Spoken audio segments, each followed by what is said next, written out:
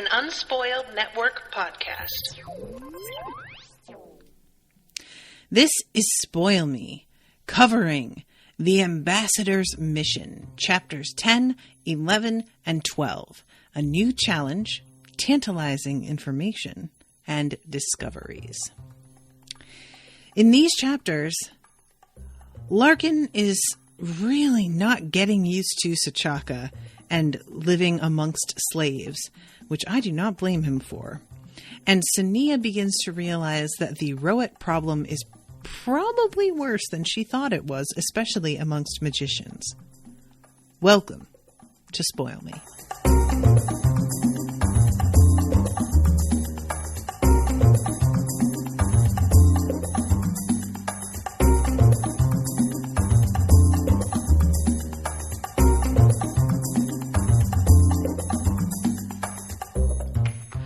Welcome to the show, everyone. I am Natasha.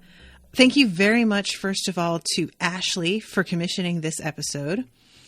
I am really surprised at the turn that some of these moments take in these later chapters.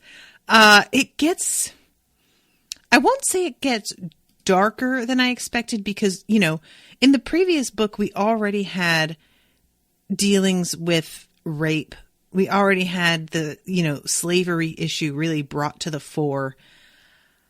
It's so much more than I thought it would be in terms of how in your face it is this time around, that I am a little bit taken aback by it. And I don't mean that in a bad way.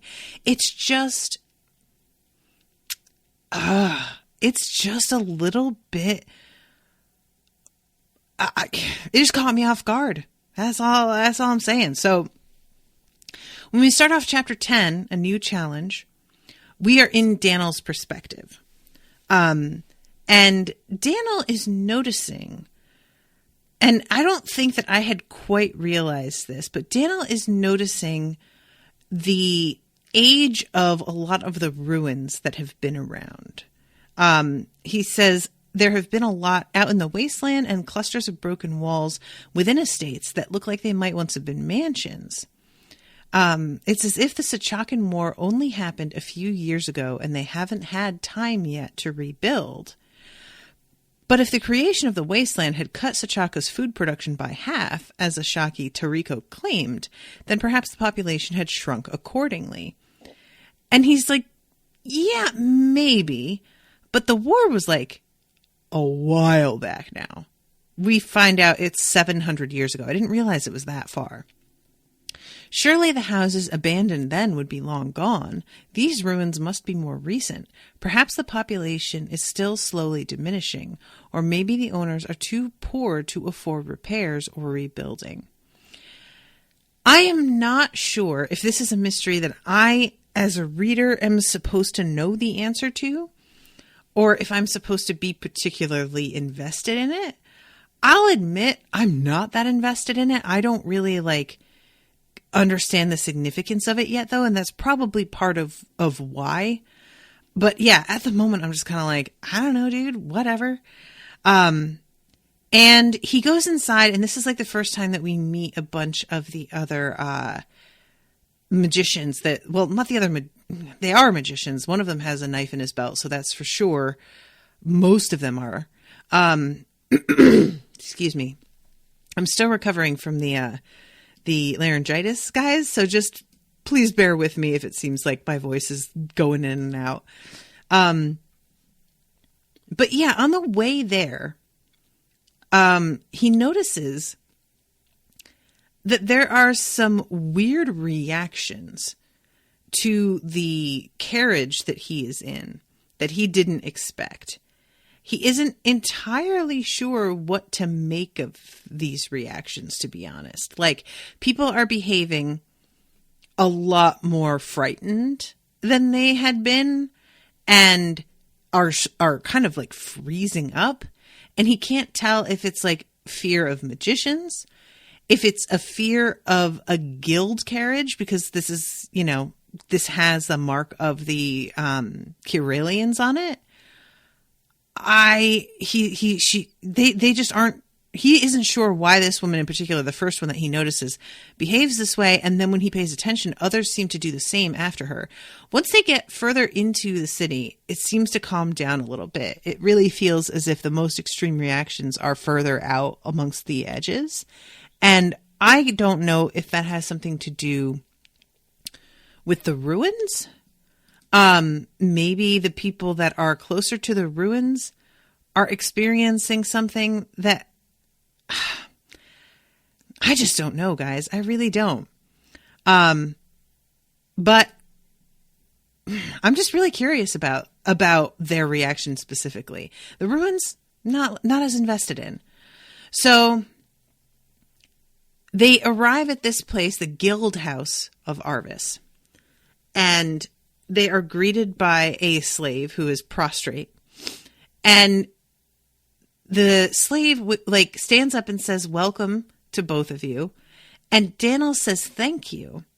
And it says, remembering too late that such social habits were seen as amusing and foolish to Sechakans.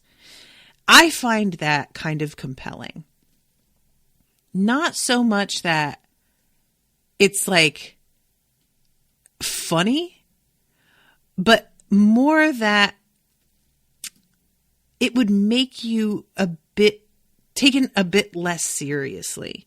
Because it's one thing to be amusing, but it's another for people to sort of see you as a bit of a joke. Those aren't the same thing. And there's a sense to the way he reacts after he says it, like where he kind of stops himself and he's like, shit. That it really sounds to me like he's remembering that if somebody hears him say this, they are going to kind of like roll their eyes and giggle to themselves. And I find that to be a very distinct reaction that I'm like, oh, that's a shame. You know, I am bummed out that this is a mistake I could definitely see myself making. And I can understand a lot of other people as well. I mean, when you're not used to slaves, yeah, that's going to happen. So the knowing that making this kind of mistake of just treating another person like a person could cause them to be laughed at and taken less seriously, that hurts a little bit to know that I would fall into that trap. I guess that's really what it is what it comes down to, is like, I am aware I would wind up making the same mistake, and I feel like annoyed by that, you know? So they go inside, and there are all of these men here, and apparently Ashaki is like a title, because they are all called Ashaki something. And I honestly found that a little bit confusing. The author doesn't feel the need to call everybody Lord all the time. Like, eventually Lord Daniel just becomes Daniel. You know, Lord Rothan just becomes Rothan. I wish that she would drop the Ashaki, because I kept getting caught up in thinking it was the same person, because I'm not used to that as a title. And I felt like it could be a little bit less confusing. So they are meeting all of these different men, and they are all people of power and influence. And Daniel is realizing that he actually feels very comfortable. He had been a little worried that maybe he was going to be, I don't want to say like, what's the word I want? I don't want to say intimidated, but maybe I think he was worried that he was going to feel a little bit paranoid, might be the best word, because he was surrounded by, you know, black magicians. And it turns out that it doesn't feel like they're black magicians. He doesn't feel like there's anything here to worry about. And I think that's kind of interesting that he is able to set aside so easily something that he really thought was going to like interfere with his comfort and concentration.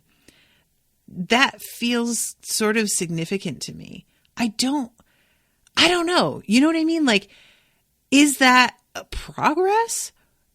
on his part, is that kind of like a bad sign that maybe he's a little bit too able to sort of get over things that maybe he needs to keep his guard up about more than he does?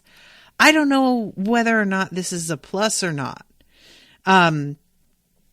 But there it is. So he has this conversation, and it's a very like, there's a lot of people being political, him trying to stay on the good side of everybody. And they're asking him what he's going to do to entertain himself when he's not just doing his ambassador shtick. And they are all expecting, like later on, this is one of those things that I'm just like, yeah, this is why I don't do this for a living. People are asking him whether or not he would, like, somebody says, I have baths and I have some slaves that are very good at massage therapy. Maybe we could do that if you're interested in doing that. And I'm over here like, oh, that sounds amazing. And what does he do? He asks if he can see some old maps. Guys, I don't know what to make of this.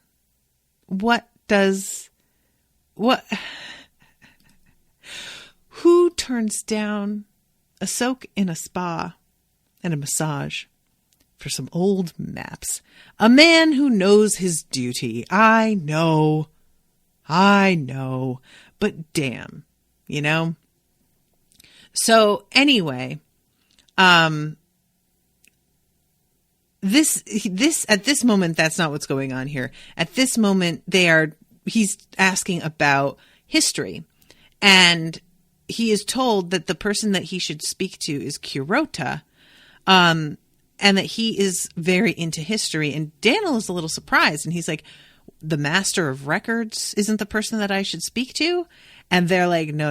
The Master of Records is much more interested in actually recording what's happening now. They are not nearly as interested in actual history. That's kind of not their job. So he decides to talk to this person, and the guy is very excited about the fact that Daniel shows a real interest. And when they're asking about what he's most interested in, he says he wants to fill in the gaps in his knowledge in Sachakan history, and that he's also wanting to see if there's any information they have that can fill in the gaps on his understanding of Kiralian history. And I have to be honest here. I really expected for them to be more circumspect. And what I mean by that is, I am used to the relationship between the Kiralians and Sachakans during wartime or close to wartime. And seeing this now, the way that they are willing to give him information and ask him to just, share anything that you come up with us if you do notice something that we have missed. I didn't think they were going to be that open. I thought that there would be more suspicion. I didn't think that they would allow him access to their records the way that they do. And that's not to say that they don't stand and watch or have a slave stand and watch. But when Lorkin comes back eventually and is doing some of the work for Daniel in terms of research, all they do is just have a slave stand in the room, and Larkin's pretty certain it's to make sure that, he doesn't steal anything. But I thought they might censor things a little bit more, or there might be some volumes that they would not allow him access to, or I don't know, one of these kinds of things. And I was pleasantly surprised that they were willing to sort of let him have free reign and pick through whatever he wanted and just basically be like, yeah, no, that's wide open and available to you if you feel that that is important. Okay. Works out in the end, I guess. So Kirota, when he tells him about like his gaps and wanting to fill those in, Kirota at first is like, oh, is there a gap in your history? And then he stops and he's like, well, I guess everybody does have that, don't they? So let's see. And then there's this moment. It would have been good to share the discoveries with Tayend, but I'm not sure he'd be that interested now. And for all that these men seem friendly, he is safer back in Kyrelia. Every time that Daniel thinks of Tayend, I get a little bit bummed out. Like, I'm not...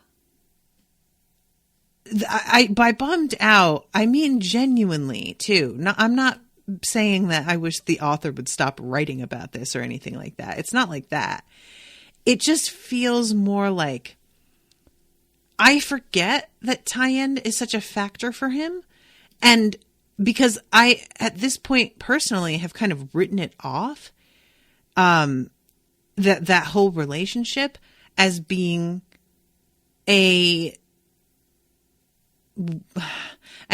dead in the water, I guess, is really what it comes down to. And I didn't expect to be as hurt by it when I'm reminded of it, because I was invested in them, the two of them, you know? I really was. I was so excited that they found one another. I was so excited that they were able to get a relationship going that other people like kind of knew about, but were willing to respect and leave alone. And I really thought that they had it figured out. And so while I managed to forget about Tayend because he's not a factor now in this part of the series, and I mean not a factor in terms of he's not with Daniel, right? While it is easy for me to forget him, when I think about the way it is when you're in that kind of relationship, if those of you who are listening, you may know what I'm talking about in terms of this. Like, you get to a place sometimes where you have been with somebody for a long time and you are trying to behave as if you're still together in a lot of ways, when in reality you are not really together. You don't have the like unity that you did at one point. And there's a sadness to that of like remembering this person and what they meant to you, and then having to kind of remind yourself that, well, technically we're still together. It's just not the same as it was. And I don't know. It's just a loneliness, and also this feeling of like, you feel like you're betraying them on the one hand, but immediately after thinking that, you kind of are like, yeah, but things aren't right between us. I'm not betraying them. They're probably doing a bunch of shady shit as well. Or even if they're not, I don't think that they expect the same things of me that they used to expect. And that's the part that for me is the most depressing. I get that, like, that this is definitely where my marriage was for a little while. You know, it was in this place of just being like, I don't really, like, we're not divorced, but we both know we aren't happy. We have talked about divorce before, so this isn't like a shock. And I have sort of put it in, we have said without saying it, that we are not where we used to be. You know, it's just, there's just, I don't know. I'm having trouble articulating this, but it's this stage in a relationship before you say goodbye that is just really a difficult time. It's a tough place to be, I think. So anyway, I just wanted to mention that because I keep being sort of taken aback by it every time it comes up and he mentions Tayend. And the chapter that finishes this section off it ends with him having a dream about Tayend and the fact that Tayend has a bunch of really gorgeous slave boys. And that kind of dream is another one that, like, you have dreams that you're in fights, or you have dreams that, like, the other person is lost, or there's a lot of, like, forms it can take. And I feel like this author is really good at capturing that feeling of being in this strange sort of stage where the thing is almost dead, but not quite. And one of you has to get up the courage to kill it. And you can't. Neither one of you is, like, really willing to do it. So, okay. We go to, the hospice outside of, the guild. And Sania has gone, she is taking over for somebody who, is apparently running late. And they have a special entrance to get in because previously, when it was built, trying to just get through the main press of people at the front doors was almost impossible. And it said they had used to surround her begging or babbling, making it difficult to get inside. She could not bring herself to push them away with magic. Other healers had experienced similar problems, as the sick not yet admitted to the hospice or their families begged and pleaded for help. So enclosed carriageways had been built beside the hospices with guards to man the gates and a side entrance. They allowed the healers to arrive and get from carriage to hospice without being harassed.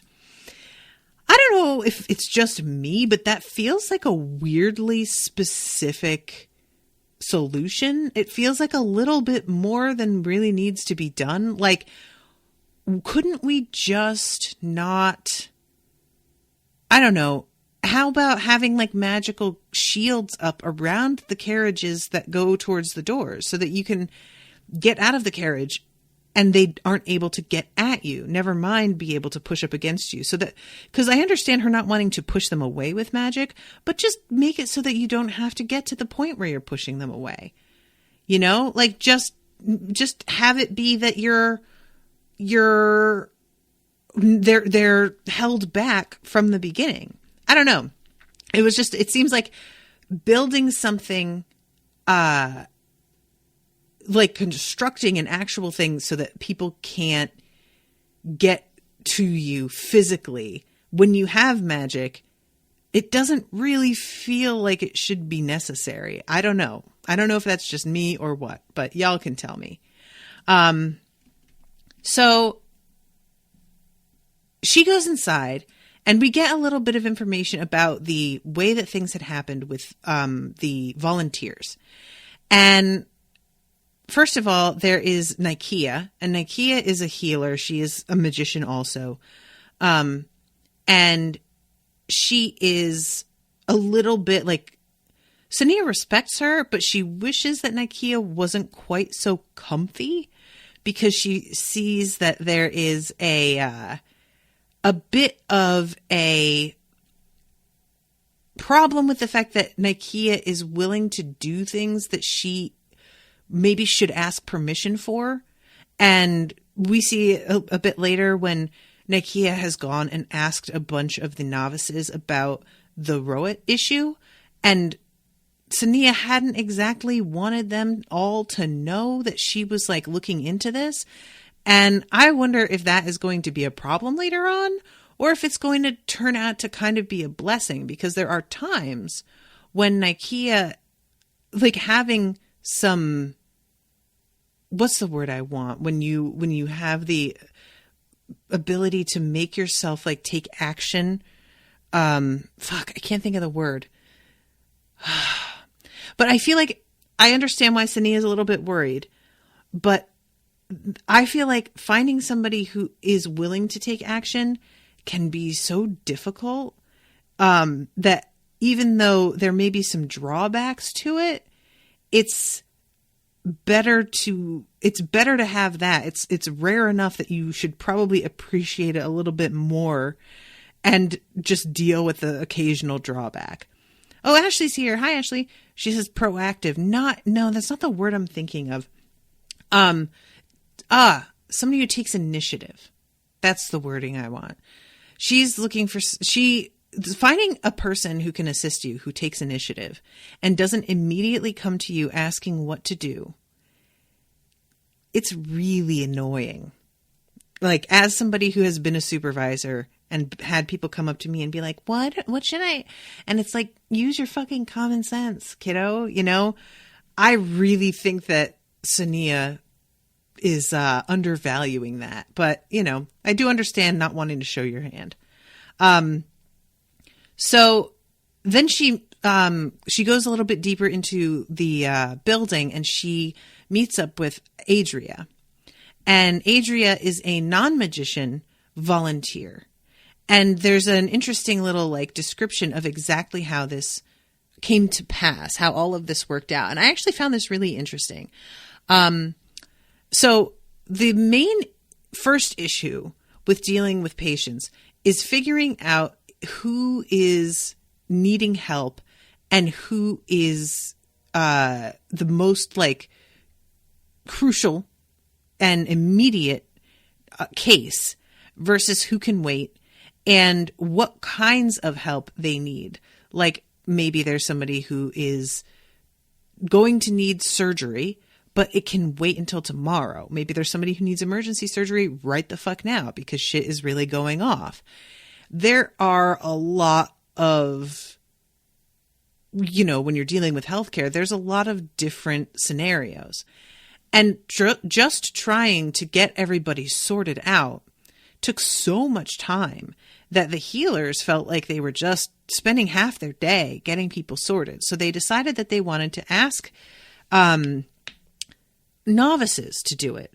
But novices are really inexperienced, and they are also not quite immune the way that you get to the sob stories of people. So they would tend to like classify things as more of an emergency than they really were, simply based on the people's reaction or their pressing of an issue.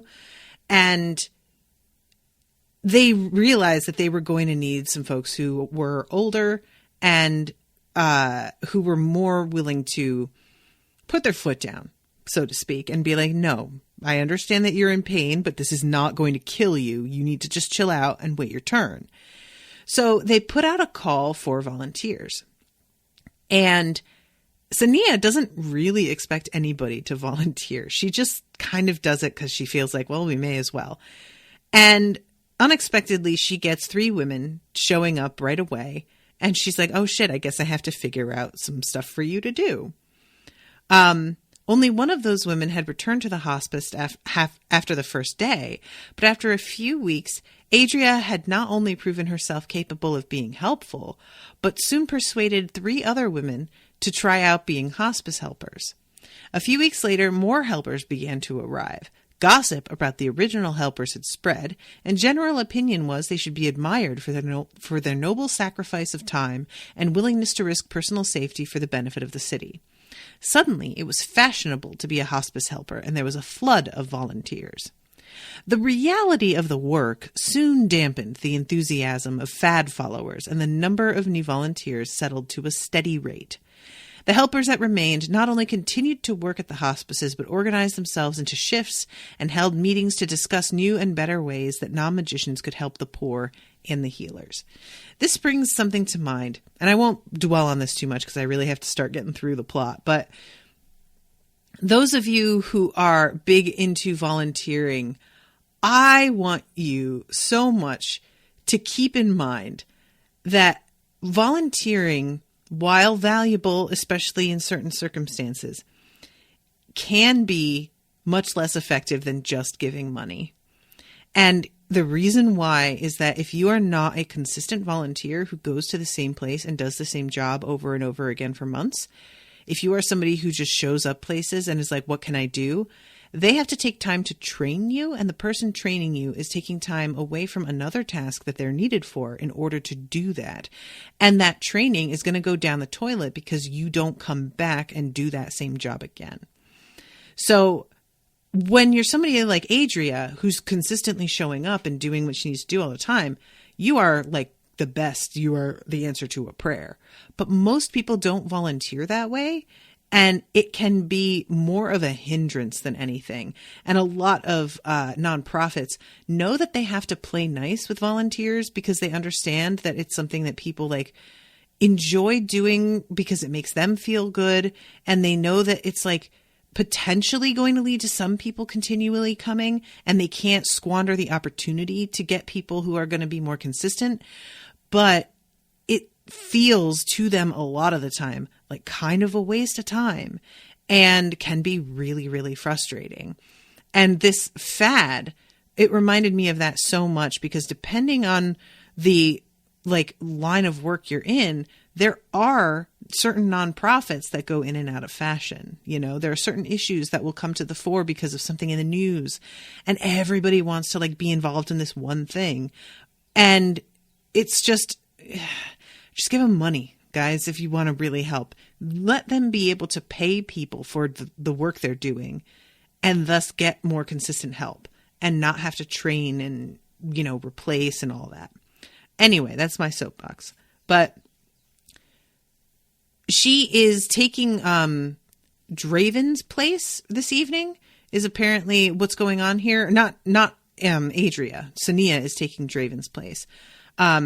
Because apparently he isn't feeling too well, I think is what happened. It's really funny because when she first pulls up, Alia is super irritated because she thinks it's Draven showing up and Draven is late. So she starts to be like, Jesus Christ, you finally fucking got here. And then she looks up and realizes it's Sania and is like, oh shit, sorry. Oh yeah, Draven's mother fell ill suddenly, so she's replacing him. That's right. So eventually, let's see, Adria begins to like really settle into this routine, and she is very good at what she does and very capable. So Sania is going to her room where she waits for her patients and assesses them. And it says, Adria would ring a gong if anyone arrived who needed immediate treatment. The rest came to the examination room where a healer examined and questioned them before either healing with magic or treating them with medicine or minor surgery. And we get told that like the amount of energy that's used for healing magically, it's kind of a lot. So it's something that isn't done frequently unless people are really in need of, like, unless there's something so critical that a regular medical approach wouldn't work or would be potentially more dangerous.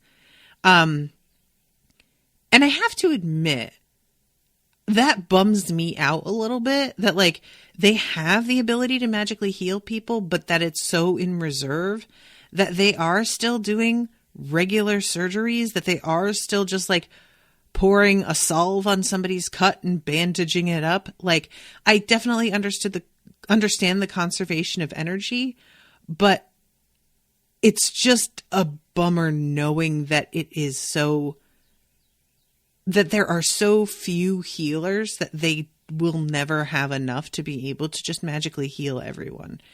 I get it, and I understand they're being practical, and that's fine.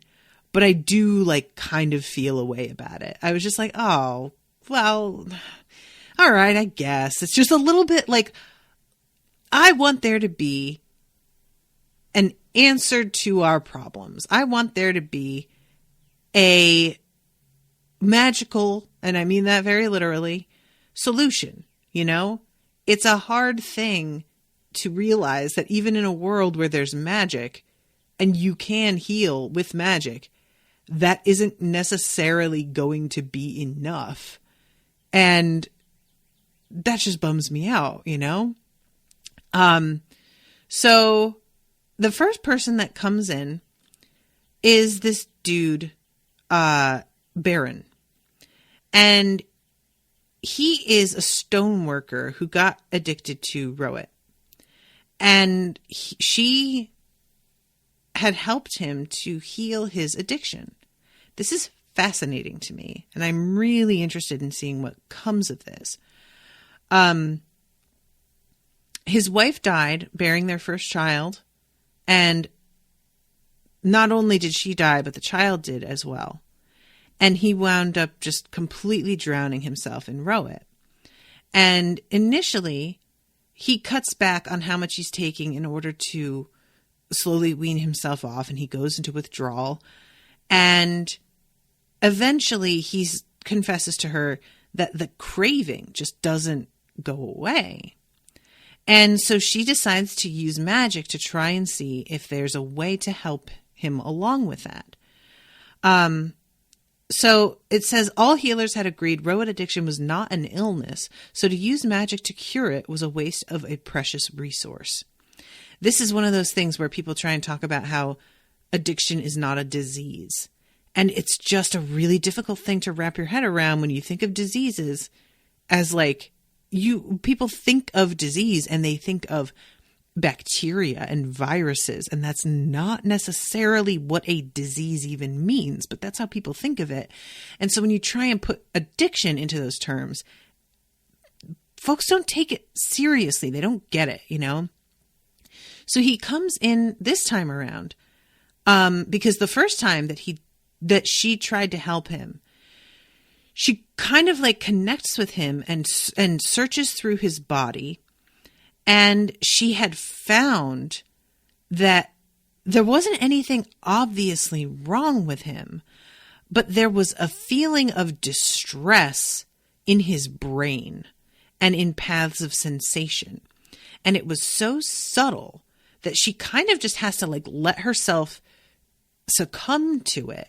And when the feeling of distress had gone, she knew her work was done.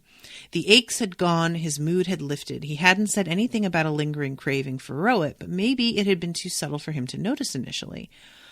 And she wonders if maybe he's starting it again and he doesn't want to tell her. But it doesn't seem like that's what's going on. It seems like this is a disease that is staying with him, and she can help him deal with the symptoms of it. But the source of the need for it is still in him and maybe not healable. So when he comes back this time, telling her this craving is still there, she tries to sense it and she doesn't get the same reaction that she got last time. She doesn't have the feeling of distress to follow. And she tells him, I can't feel the indicators I did before. And he gets worried that she thinks he's making it up. But she's like, no, I don't think that. I'm just not really sure what it can be. And finally, she says, look, all I can say is that you have to give it time. There could be an echo of the craving there. And if you give your body time to forget it, it might, the memory of it is still there, but it may eventually lose that. And he seems to be accepting of that. He seems to see that makes some sense and he's willing to do it. But it makes me think of being like a dry drunk. And for those of you who don't know what that means, there is a difference between working through your issues surrounding addiction and the just cold turkey quitting of whatever you are addicted to. One of those things is dealing with the symptom.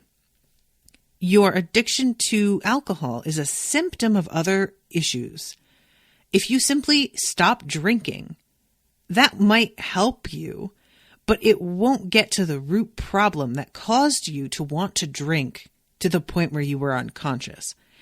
And so, because you no longer have the alcohol as the outlet for the behavior, you will find other ways to hurt yourself or other people in order to get the satisfaction you used to get from the alcohol. And it will lead to sometimes a dry drunk can still be, for example, let's say there's a dude who gets drunk and beats his wife. And he decides that he beats his wife because he gets drunk and he will not drink anymore and he stops drinking and he doesn't beat her anymore. But he continues verbally abusing her. He continues being aggressive and volatile. That's a dry drunk. It's, you are coping with the symptom, which is the drinking, but not the rage issue that's obviously at the bottom of everything, not the resentment that drives you to want to drink. And that is part of what the addiction disease is about. And I'm wondering if that's what this is supposed to be dealing with, you know? And this leads Sania down a different path, because she had been thinking that magicians weren't going to be susceptible to roet addiction, because she knows that magicians' bodies tend to automatically heal themselves from damage, and that's why magicians live longer. But now she's realizing this dude, she went in and healed him with magic, so she thought, and he's still having this craving. And if he isn't healed, then what makes her think magicians are able to heal themselves, which means magicians might be able to be addicted just as much as an ordinary person. And that kind of gives her pause and is a bit of an alarming development. She had just sort of thought magicians were exempt. And then she's like, and maybe some people are more susceptible than others, or maybe it depends on how much you do or whatever. But either way, if magicians are vulnerable to this and they have the kind of power they do, they could be taken advantage of and might be able to be bribed and controlled by people who are able to supply them with what they are addicted to. And this just kind of alarms her, and she winds up saying something about it to Nakia. And Nakia, it's really kind of funny because initially Sania is sort of like, I wish she hadn't gone and told everybody that I was looking into this. But what it really seems like, and Sania starts to understand this, is that this has been a problem that Sania simply didn't see. And a lot of these women had already been talking about it. And Nakia seems to be reacting the way she does because she feels that it's long overdue that they all have this fucking conversation. Finally, somebody who has some status within the guild is beginning to show some interest and some understanding that magicians are as susceptible to this addiction as anybody. And maybe we can finally start to stave off some of the damage, because obviously there is some shit going on that Sania didn't even know about. So yeah, shit begins to really pop off. So we go back to Lorkin. I think I called him Larkin in the beginning of this episode. Forgive me. Lorkin is led back to his room by a slave. And he doesn't know what to do with these slaves. They just come in and stand by the door waiting to be summoned. And he doesn't really want them there. He wants some privacy. He goes into his bedroom and he's just kind of wanting to get undressed and go to bed, but she's still standing there. He doesn't know what to do. And there's this really awful moment. He asks her, what's her name? And she says, Tyvara. And he says, and what is your role here, Tyvara? And he's asking because he really wants to know. He's trying to ask what to do. He doesn't know how to handle this. But when he asks her that question, she hears something very specific. She looks up at him and she smiles. And at first he's like, oh, good. See, there it is. But then he realizes that the smile, it's not really a genuine smile.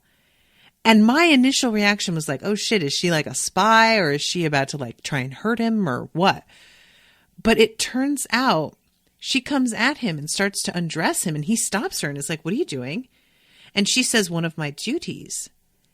And he has to push her back and then says, I'll undress myself. It's fine. And she steps back and seems a little bit confused. And he finally is just like, you can go. And she looks up and definitely is like, okay, and leaves. And once she's gone, he's like, oh my God, she was standing in my bedroom. She's a slave. And I asked her what her role is. Oh my fucking God. I am an idiot. She thought I was saying that I wanted her to get in bed with me. Of course she thought that. And he feels like such a moron. Listen, dude, I totally get why you feel like a moron, but I'm not going to lie. I didn't think that you were asking her that question either. And it didn't even really enter my head she would take it that way. It took me a second to realize. I'm not mad at you, but I really loved this moment where it is like all he was doing was trying to get a sense of the way he's meant to treat her and what her job is. And she is so used to being raped that she's just willing to play this role and smile at him in order to make it easier on herself and not put up any resistance. And it's horrifying, it's really awful. And yeah, he just has this like moment of just kind of feeling like sick to his stomach, just being like, God, I really don't know what I'm doing. Like, I'm going to have to ask for a lot of help here, man. So then we go to, Sari in chapter 11, and Sari's deal is, it's kind of a weird thing, and I'm not sure that I totally get this. It feels like a bit of a leap to me.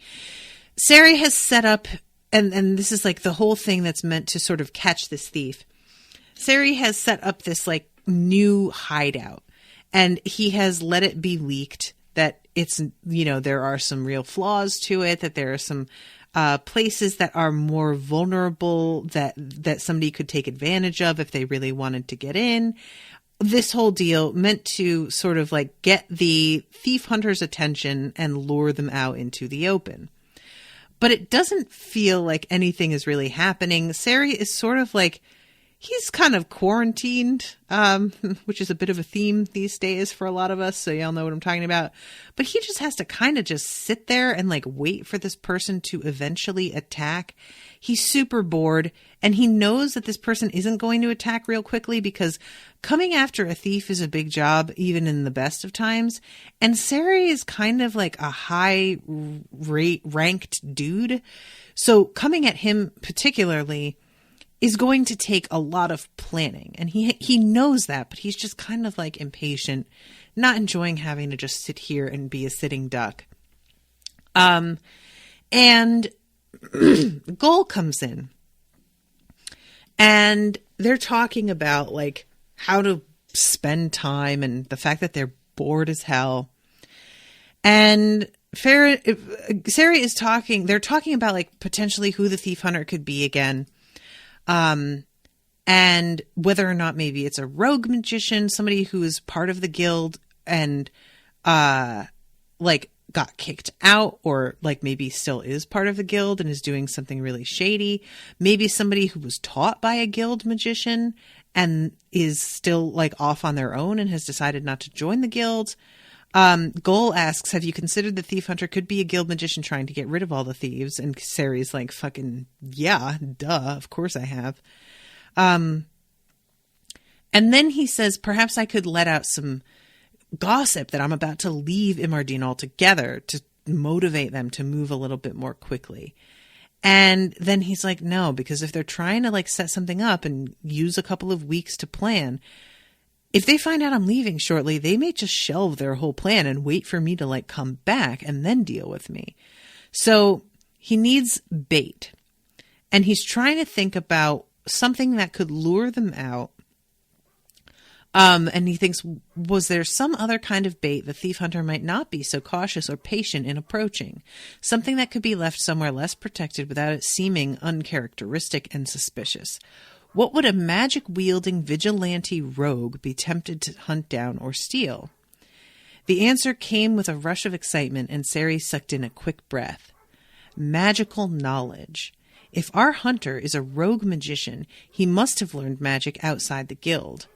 Even if he is an ex-guild magician, he must lust after the great store of knowledge the guild has.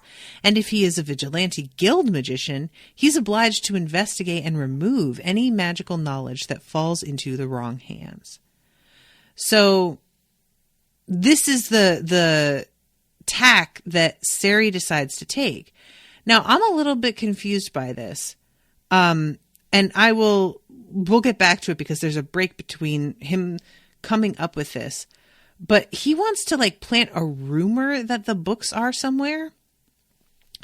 And this is not even related to himself, I guess, is what's confusing me. I thought Sari was going to use something as bait to get the magician to come at him. But I guess he's just using bait to get the magician to come out at all. And he'll just keep an eye on the bait. It's just a total change from the way he was originally approaching this. And I don't totally agree that it's as motivating as getting at him, considering that I just don't totally believe it's as tempting a prospect as he seems to think and as perfect a type of bait. But I guess. Okay, fine. So Goal is like, well, I guess I'll go buy you some books on magic. And Sari's like, no. I don't want just like some books on magic. If you're able to find them that easy, this hunter isn't going to care about them. It needs to be something that's either like really rare or fakes that are very convincing and rare. So they wind up dealing with like basically a pawn shop broker a little bit later on. And Sari gets some information about like the novices that come and sell books, and some of them sell their own books. Some of them steal books from the guild and sell them. It's honestly a bit of a black market going on here, but it makes a lot of sense. And apparently these books get snapped up and they make quite a bit of money off of them. But we'll go back to Daniel. So this is when Daniel, he is hanging out with Itaki, one of the Sachakans with like a pretty good library.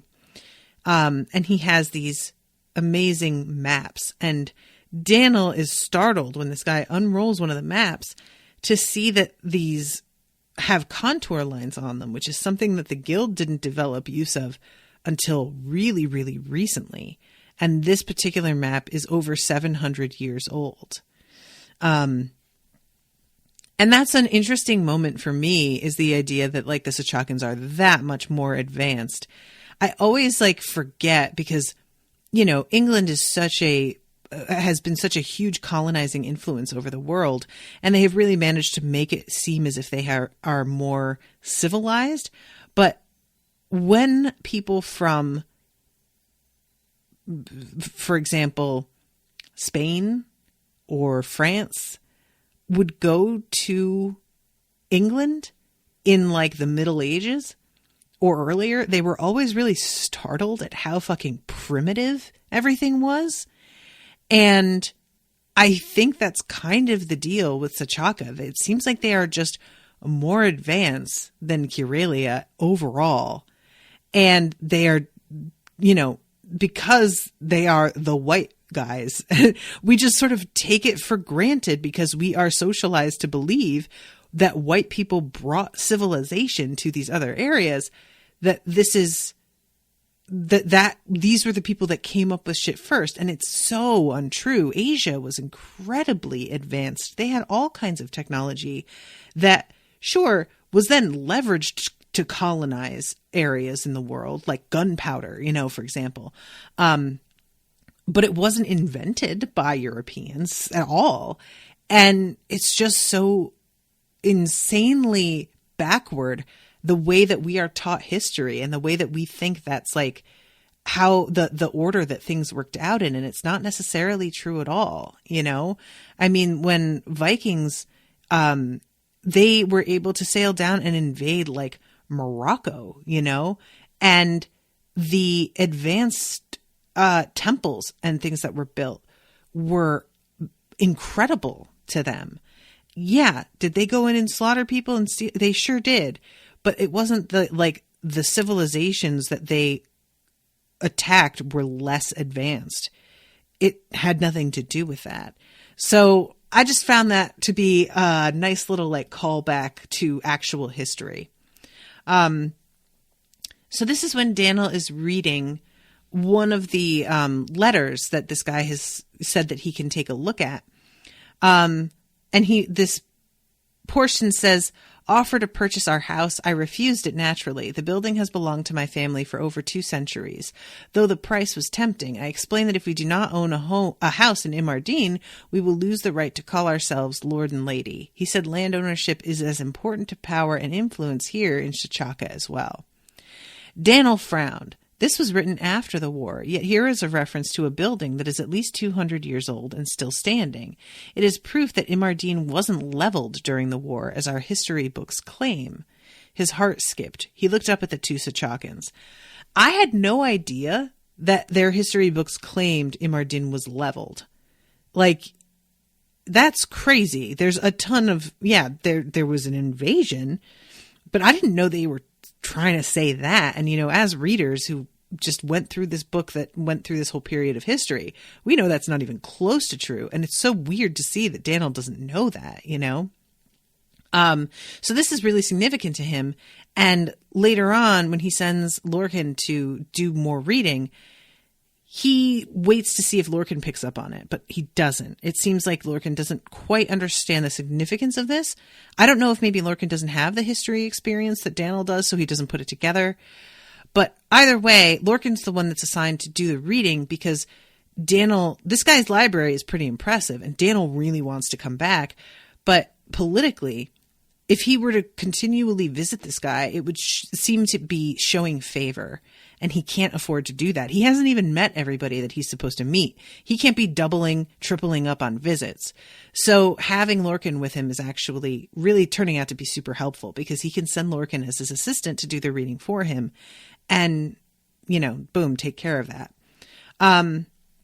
So let's see. Okay, we have the meeting with Nakia and all of the other novices and some of the other helpers. And Sania is finding out what the problem is. In the houses, they say it spread from the slums, but out here they say it's spread by the houses to control the poor and reduce their numbers, which I feel like is probably more likely. I've heard plenty say the thieves are using it to take over the city. One person told me it was imported by foreigners to weaken us before they invaded Curalia. And Sania asks whether or not they've heard of novices or magicians who crave it and can't stop taking it. And one of the helpers says, a relative of hers, who he swore her to secrecy, so she won't say who he is, but she says he can't stop. She's told him that if he heals properly, if he stops long enough to allow his body to repair itself, he would be okay, but he can't do it.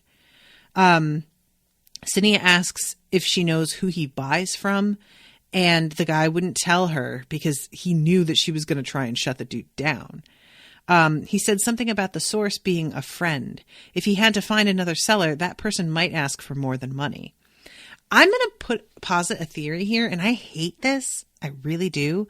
I think Tayend is at the root of something.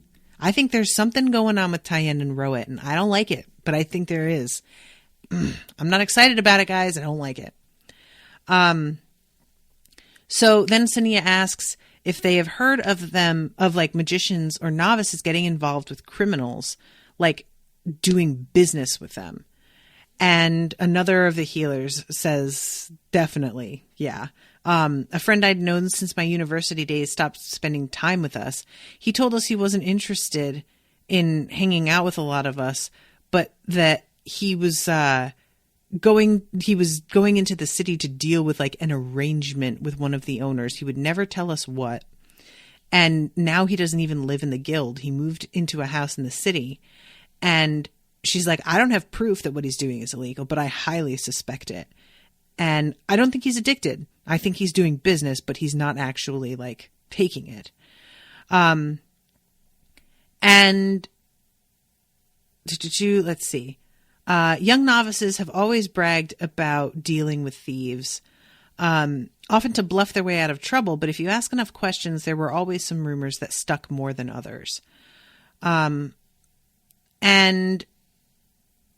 this is when Sania's like, so we have this rule about them not being allowed to associate with criminals or unsavory types. Do you guys think that that rule does any good, or should we get rid of it? And pretty much everybody's like, I don't think it solves the problem, but I sure think that it keeps some people from doing it who would be afraid of taking the risk. And I think the rule being abolished would cause trouble, because then a lot of people would get involved that might not otherwise have ever considered doing it. And this is when Sania realizes, because of how freely they're talking about it and because of how well formulated their responses are, that they've all been talking about this and thinking about it. This has been on their minds, and that she's only like just catching up to them. And she's a little bit like surprised by that. So I'm running out of time here. I'm going to have to wrap this up quickly, but we have Lorkin, who goes to read from that library that Daniel was in. And he stumbles across an entry about the Storestone and Lord Narvellin, who disappeared, and many people think that he's the one who took it. And this is very exciting. We know the Storestone from the previous book. They had never even heard of it, and I kind of wondered if they would never know. But apparently there are some records where it's mentioned. And he kind of zeroes in on this and is like, this seems like a really significant thing, especially because the next line is, the fool knows it's essential to our control over the Sachakans. So this is a pretty big fucking deal, obviously. And he writes this down. And later on, when Daniel's looking through Lorkin's notes, initially he's kind of like, oh, this kid didn't even notice the thing that I thought was interesting. But then he gets to the Storestone and he's like, oh shit, what is that about? Okay. And then while we're in Daniel's perspective at that point, there is just a terrible scene. He asks one of his slaves to grab him some water. The dude hurries off and comes back. And when Daniel looks up, it's not the young man that he had sent away. And it's a young boy. And Daniel is like, that's weird. I wonder why there's a different, okay, maybe this is just something they do. I don't know. And he takes the glass and the jug of water and is just sort of like weirded out by the way this kid is acting, not looking at him. Like the whole thing just feels really weird. And then as he's like taking a drink of water, the boy takes a step towards him and says, does my master wish for company in bed tonight? And Daniel just almost fucking drops his glass and is immediately like, no, you can go. And Daniel is just standing there like, oh my God. Like, he does not understand. He's like, okay, they didn't send a woman, which I am a little bit surprised that they are willing to just like be like, yeah, I know you like men, it's fine. But they sent a boy. They didn't send a young man. Why did they think I would take a child to bed? And I'm like, because ignorant people think homosexuality and pedophilia are the same thing. That's what they think. They don't understand what you are about, sir. And they just apparently are willing to just provide him with children to abuse. No problem. No questions asked. Jesus Christ. And then he starts wondering, like, Jesus, did like they try to give somebody over to Lorkin? And he immediately is like, I don't think Lorkin would go for this at all, because he remembers the way that Lorkin behaved whenever one of the slaves like prostrates themselves in front of him. And he's like, yeah, Lorkin's super uncomfortable with that. He would never go for this. But nevertheless, I'm going to need to talk to him about this. This is fucked up. And this is when he goes to bed and he dreams that he's having an argument with Tayend about all of the male slaves he owns. Do as the locals do, Tayend told him. We'd expect the same from them if they came to Curalia. And remember, I'm not the first guild magician to own slaves. Remember that in the morning. And I'm like, yeah, remember that, Daniel. The slave thing. You really do need to kind of like keep in mind about the guild magicians and the way that worked. Just FYI. And that is the end of the chapter. So yeah, it's a pretty bleak moment. It's fucked up. But I'm going to wrap this up. I'm over time. Oh, Ashleigh, I'm sorry I missed your comments. Better than J.K. Rowling, the wizards don't reveal themselves because everyone would want their help. Oh, yeah, true enough. It makes me think of colonizers going to South America and seeing just how much more advanced their water filtration system was. Exactly. Yeah, it's just crazy how much we have been socialized to believe that, like, everything worth knowing was invented by white people. It's really awful. All right, guys. Well, thank you so much for listening. This is a really interesting set of chapters, so I'm curious to see what happens next. I hope you guys enjoyed it. Thank you, Ashleigh, again for commissioning it, and I'll be seeing y'all again soon with a new episode. Until then, toodaloo, motherfuckers.